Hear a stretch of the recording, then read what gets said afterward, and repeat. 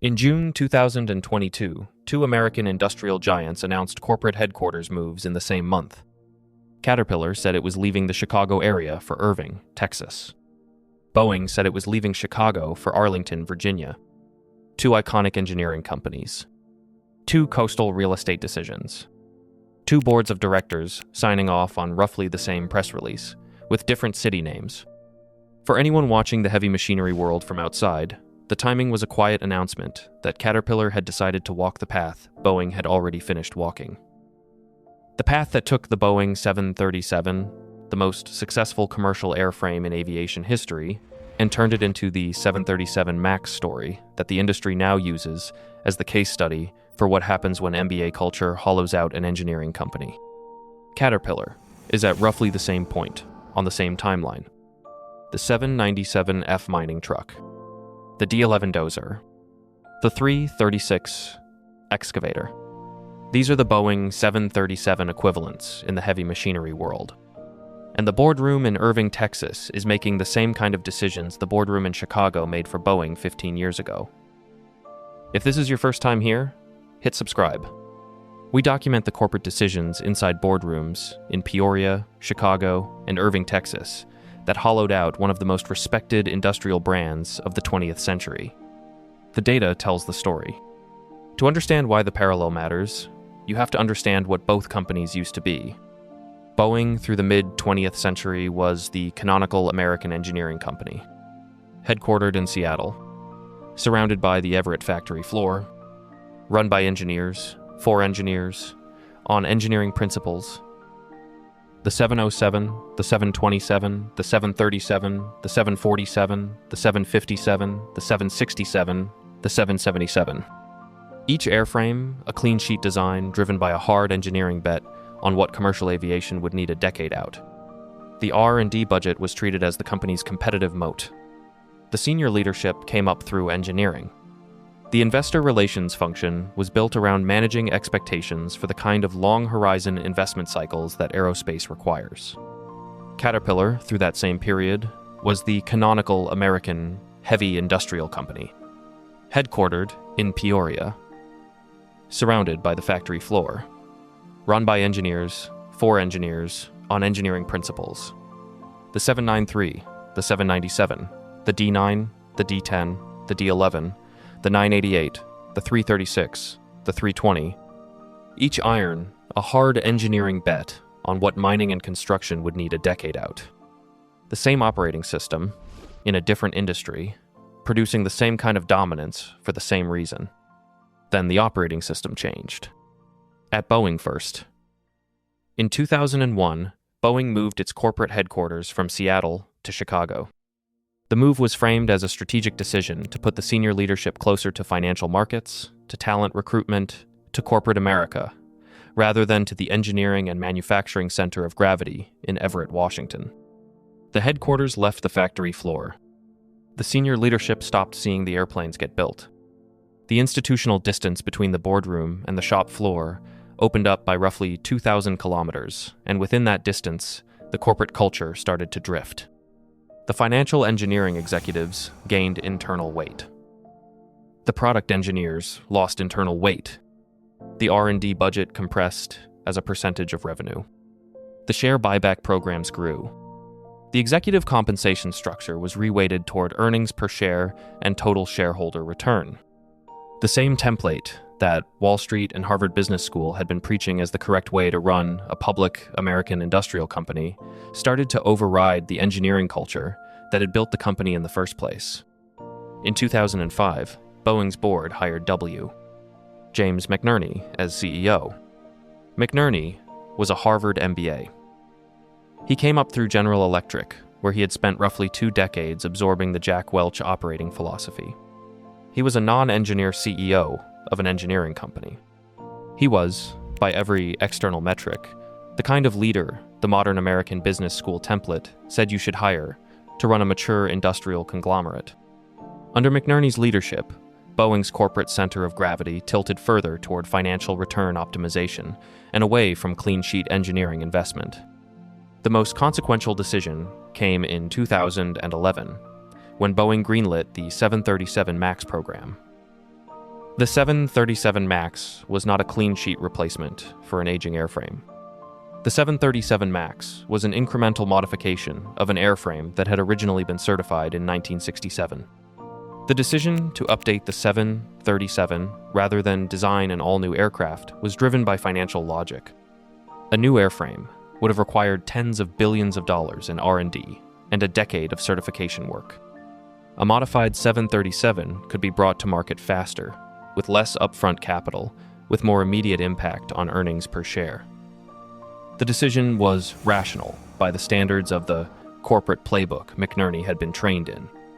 The decision was, in retrospect, the moment Boeing's decline as an engineering company became visible to the industry. The recurring critique phrase, repeated across aerospace industry analysis, business school case studies, and aviation safety reviews, became, "Accountants design the airplanes." The Caterpillar parallel runs 16 years behind Boeing, on roughly the same timeline. In 2017, Caterpillar moved its corporate headquarters from Peoria, Illinois, to the Chicago area.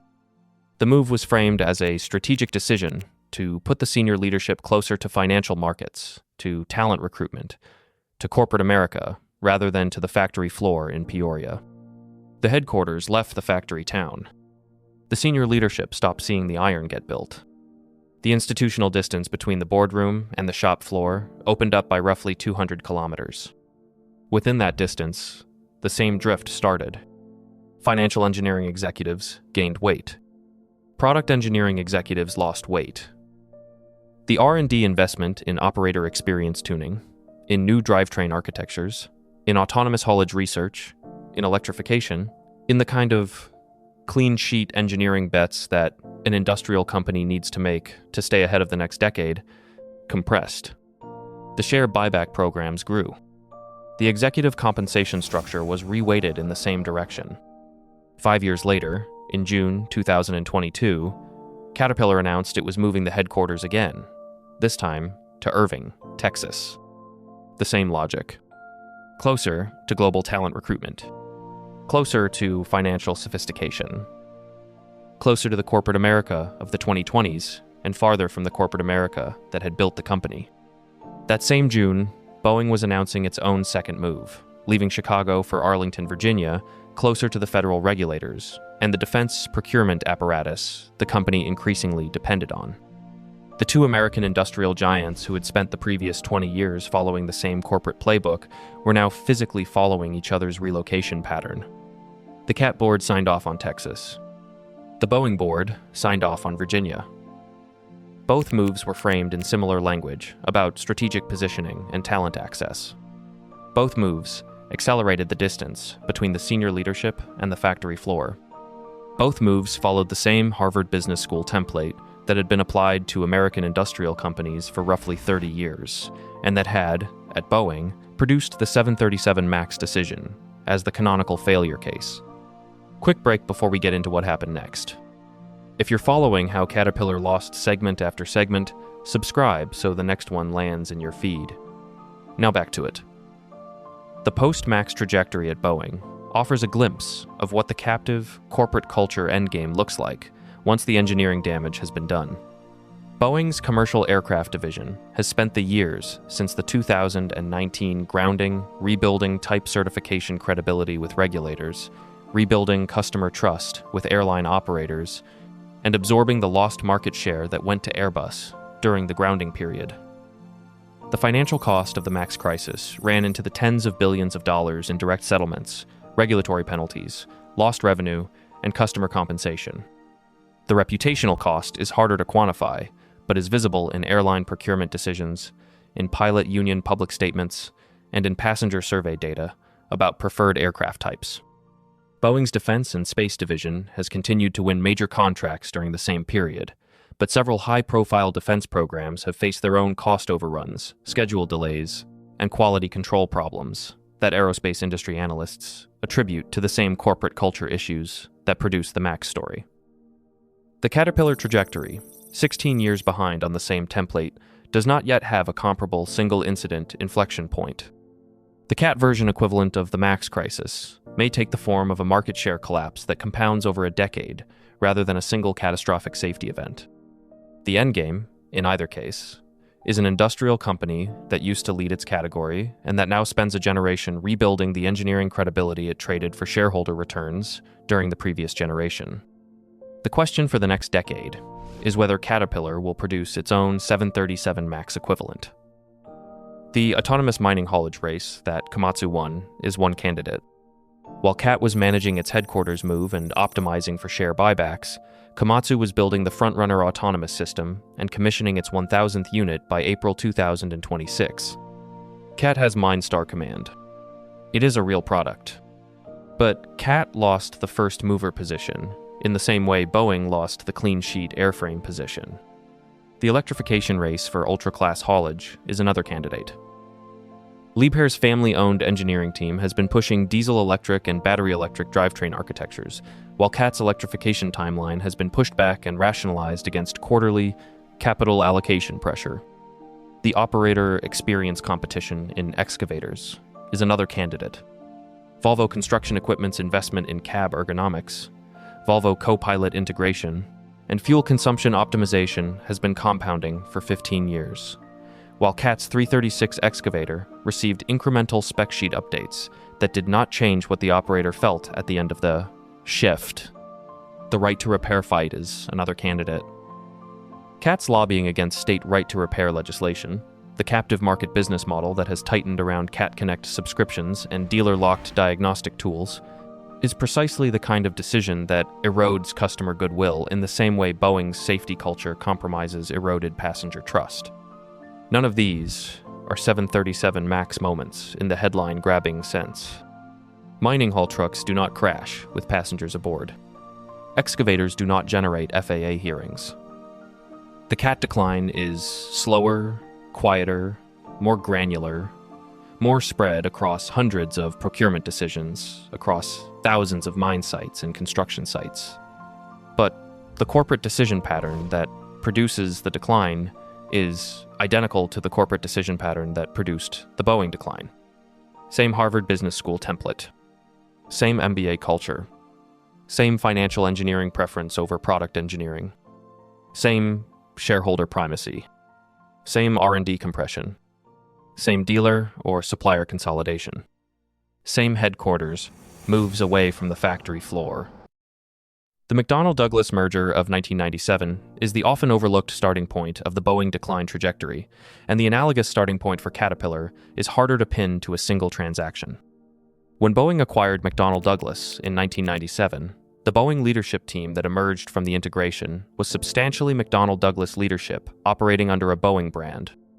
The McDonnell-Douglas culture, shaped by years of competition with Boeing for commercial aircraft and defense contracts, was more financially oriented and less engineering-centric than the historical Boeing culture had been.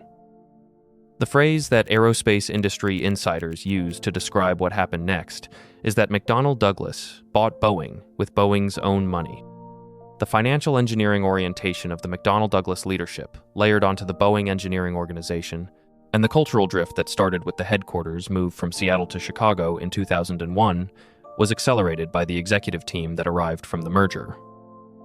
The Caterpillar equivalent is less a single merger and more a slow accumulation of leadership transitions across the late 1990s and 2000s that brought finance-trained executives into senior positions, traditionally held by engineering-trained executives, plus the consultancy-driven reorganizations that consolidated decision-making authority away from product divisions and toward corporate-level financial planning. The mechanism is different. The trajectory is the same. The 737 MAX decision deserves a closer look because it is the cleanest single decision case study of the corporate philosophy that produced the broader Boeing decline. In 2010, Airbus launched the A320neo, an updated version of its A320 narrow-body aircraft with new fuel-efficient engines. The Neo took commercial orders aggressively. Boeing's response options were either to develop a clean sheet replacement for the 737, an aging airframe originally certified in 1967, or to update the existing 737 with new engines and incremental aerodynamic improvements. The clean sheet option would have required tens of billions of dollars in R&D, 10-plus years to commercial entry, and a level of corporate commitment that the Boeing of the 1980s would have made without hesitation. The update option, which became the 737 MAX, could be brought to market faster, at lower upfront capital cost, with quicker impact on earnings per share, and with continuity of pilot-type ratings and customer relationships. McNerney's leadership team, under pressure from Wall Street to compete with Airbus on commercial aircraft order intake, chose the update path. The decision passed the financial engineering test. The decision failed the engineering discipline test in ways that became fatal 6 years later, when the larger engines mounted in non-standard positions on the older airframe required software compensation that contributed to the pull die, 2 fatal crashes of the 737 MAX, and the global grounding of the fleet in 2019.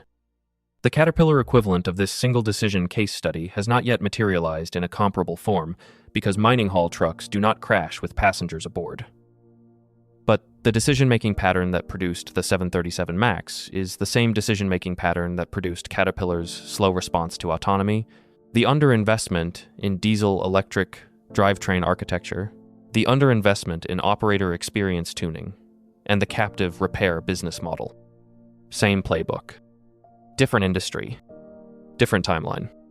Same cost-to-quality trade-off being made by executives whose primary training is in financial engineering rather than product engineering. The Harvard Business School parallel is worth naming directly because the institution has been the consistent source of the management orthodoxy that produced both trajectories. The Harvard Business School case study method, the General Electric Jack Welch operating philosophy that the school treated as canonical through the 1980s and 1990s, the shareholder primacy doctrine articulated by Milton Friedman in the 1970s and codified into business school curricula through the next 4 decades, and the consultancy-driven reorganization playbooks that consultancies, including McKinsey, Bain, and Boston Consulting Group, sold to industrial companies through the same period together, constitute an operating system template that was applied at Boeing and at Caterpillar and at dozens of other American industrial companies. The template promises higher returns on capital and lower agency costs by giving shareholders, via boards of directors, tighter control over capital allocation. The template delivers, in the short term, higher returns on capital and lower R&D expenditure. The template costs, in the long term, the kind of engineering investment that an industrial company needs to maintain product leadership against competitors operating on different governance models. Boeing is the canonical industry case study of the template's long-term cost. Caterpillar is following the same template at the same pace, and the cost will compound over the next decade in the same pattern. Boeing remains a major global aerospace manufacturer. Caterpillar remains a major global industrial manufacturer. The decline framing here is about trajectory and corporate philosophy, not about total business failure. Boeing still builds airplanes. Boeing still wins commercial contracts. Boeing still has a 737 MAX in production that, after the safety crisis and the certification rework, returns to revenue service. Caterpillar still builds iron. Caterpillar still wins mining contracts. CAT still has a global dealer network that no European or Japanese competitor can match in raw scale. The point is not that either company is dying. The point is that both companies have walked the same corporate path, and that path has visibly cost Boeing the engineering reputation that defined it for 60 years. Caterpillar is 16 years behind Boeing on the same trajectory.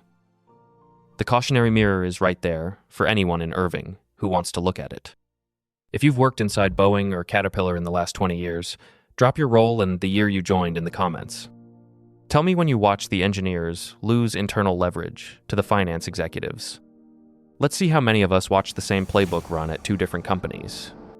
Every operator who switched away from Caterpillar a decade ago saw this coming, long before the boardroom in Texas admitted it. The fuel bills told the story. The dealer responses told the story. The R&D filings told the story. The smart professionals read it early. The MBAs are still pretending they didn't, the same way the MBAs in Chicago pretended about Boeing for 15 years. See you in the next one.